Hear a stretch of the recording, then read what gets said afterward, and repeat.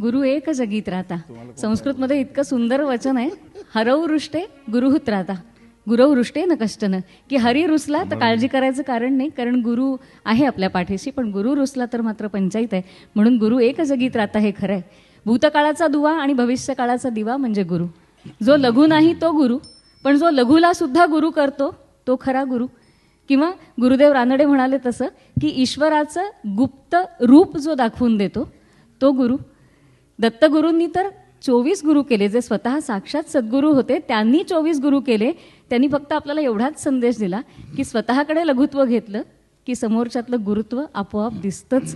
फक्त त्यासाठी ती दृष्टी उघडणारा सुद्धा गुरु कोणीतरी पाठीशी असावा लागतो, कारण प्रत्येकामध्ये शेवटी भगवंताचंच रूप असतं आणि त्या रूपामध्ये जे जे भेटे भूत ते ते मानिजे भगवंत ही विचारसरणी फक्त आपल्या मनामध्ये रुजवणारा सुद्धा गुरुच पाठीशी असायला हवा.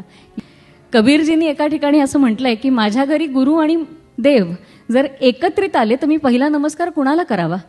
गुरु गोविंद साथे खडा काके लागू पाव, गुरु गोविंद साथे खडा काके लागू पाव.